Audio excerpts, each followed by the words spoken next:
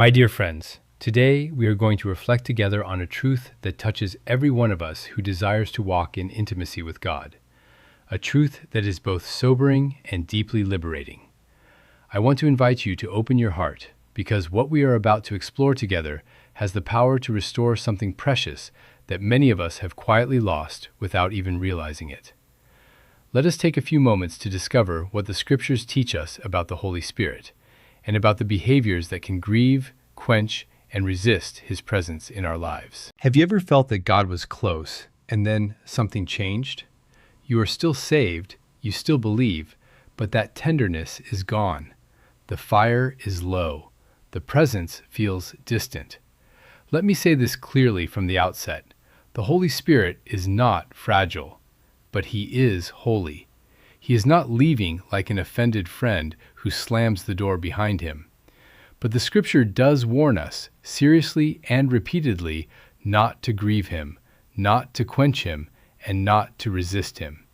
And today, I want to walk with you through 5 behaviors that push the Holy Spirit away, not to shame you, not to condemn you, but to help you protect what is most precious. Because many of us pray constantly for more of God's presence, while unknowingly practicing habits that drive that very presence away. Let us now open the Word of God, which is our only reliable foundation. Ephesians chapter 4, verse 30 declares, "Do not grieve the Holy Spirit of God, by whom you were sealed for the day of redemption." 1 Thessalonians chapter 5, verse 19 commands, "Do not quench the Spirit." And in Acts chapter 7, verse 51, Stephen says to those who rejected God's messengers, "You always resist the Holy Spirit." Notice something important. The believers in Ephesus, the believers in Thessalonica, and even the people Stephen addressed, these were people connected to God, people in covenant with Him, and yet they could still treat the Spirit of God in these ways. This is why we must take this seriously. The Holy Spirit is attracted to holiness. He is attracted to humility. He is attracted to genuine hunger and to honor.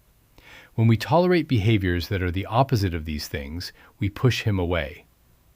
Let us now examine each of these 5 behaviors with care and with wisdom. The first behavior is hidden sin left without repentance. The fastest way to lose sensitivity to the Holy Spirit is to keep your sin private and call it small. The Holy Spirit is a spirit of truth. He convicts us, He cleanses us, and He empowers us. But when we continually ignore His conviction, the heart grows dull. You feel convicted, and you justify it. You feel warned, and you delay. You repent emotionally, but never practically. You keep your secret life separate from your public life. Let me say this with care. It is not that God stops loving you. It is that your spirit becomes less and less responsive to His Spirit. So when you fall into sin, and all of us do, you must learn to repent quickly. Bring things into the light. Cut off what feeds that sin. Deal with it immediately. The Holy Spirit knows that without Him, we cannot be holy. But when He deals with us and we are slow to respond, when we justify and delay, we grieve Him. And a grieved presence withdraws. Proverbs chapter 28, verse 13 is clear. Whoever conceals his transgressions will not prosper, but he who confesses and forsakes them will obtain mercy. The second behavior is bitterness and unforgiveness. If you want to know the nearness of the Holy Spirit, you must guard your heart, because your heart is the contact point of the Holy Spirit. Ephesians chapter 4, in the very passage that speaks of grieving the Holy Spirit, highlights bitterness, wrath, anger, clamor, and evil speaking as the things that drive Him away. Unforgiveness is like building a room in your heart where the Holy Spirit is not welcome. You cannot be filled with the Holy Spirit and filled with resentment at the same time. Something is going to leave. When you replay over and over what someone did to you, when you find yourself imagining them suffering consequences, when you speak about it constantly and feel righteous staying hardened, you are choosing a chain that costs you the presence of God. When you choose to forgive, you are not saying what happened was acceptable. Forgiveness is refusing to stay chained to that wound. It is asking the Holy Spirit to help you do what your flesh cannot do alone. The moment you choose to hold on to offense, you may feel justified in your mind, but you are pushing the Holy Spirit away, and you will know it. Colossians chapter 3, verse 13 instructs us, "Bear with each other and forgive one another if any of you has a grievance against someone. Forgive as the Lord forgave you." The third behavior is pride and stubbornness. The Holy Spirit is called our helper and our guide. Pride says, "I do not need any help. I am fine. I will do it my way." And the scripture is clear.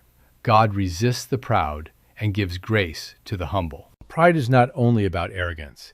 It is about being unteachable. It is about always having an excuse, always blaming others, never apologizing, never submitting to correction. The Holy Spirit loves a soft heart. A hardened, proud, unteachable heart can still be very religious. In fact, some of the proudest people wear religion as a mask for their pride. And nothing is further from the Holy Spirit than self-righteousness. What attracts the Holy Spirit is humility. This is a principle I personally try to live by. Do what humbles you. When you face a situation and there are two paths, one where you are right and you hold your ground, and another where you lay your pride down and reach out first, choose the humble path.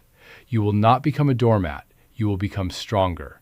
You will respond to people instead of reacting to them, and your sensitivity to the Holy Spirit will grow.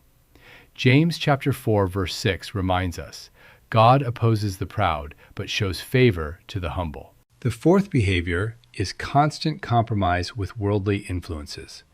This one is subtle.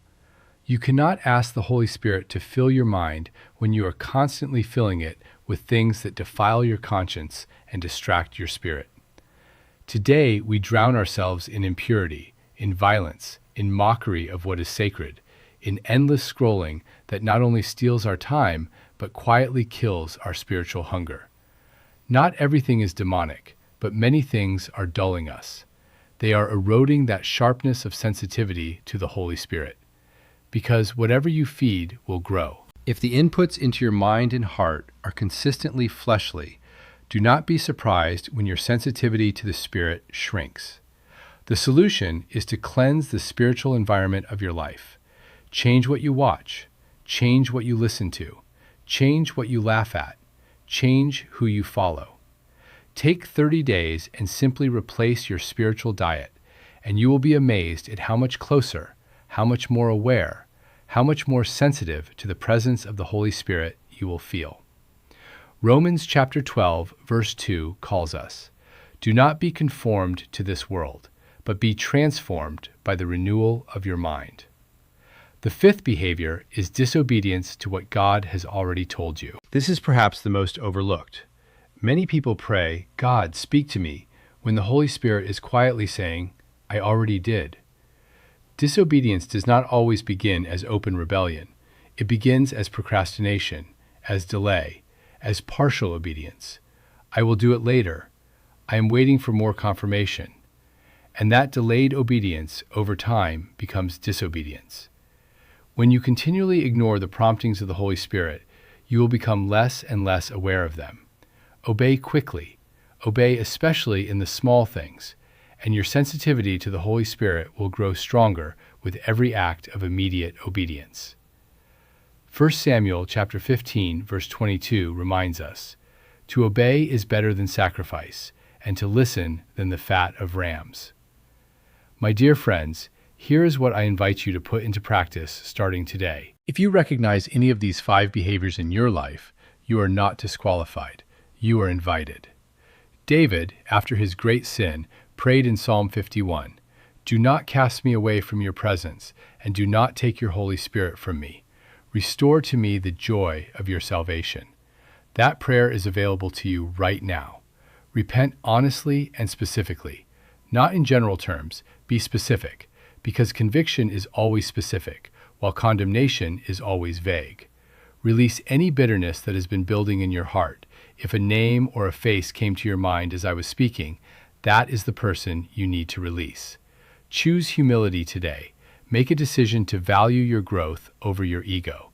Cleanse your spiritual environment. Look honestly at what fills your time, your screen, your playlist, and obey what the Holy Spirit has already told you to do, however small it may seem.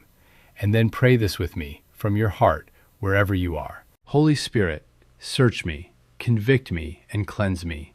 I repent for anything that has grieved you, quenched you, or in any way resisted you. Restore my sensitivity, restore my hunger, restore my joy. Fill me afresh in the name of Jesus. Amen. Let us hold on to these essential truths, my dear friends. The Holy Spirit is not far from you. He has not abandoned you. He is holy and He is near. And the moment you remove what has been pushing Him away, you will feel that nearness return. Guard the presence of God in your life as the most valuable thing you carry, because it is. May the Lord bless you, strengthen you, and guide you in each of your steps. Thank you for following this teaching. If this message has stirred something in your spirit today, share it with someone who needs to hear it. Subscribe to this channel so that you never miss a teaching, and leave a comment below to tell me, which of these 5 behaviors is the Holy Spirit speaking to you about today?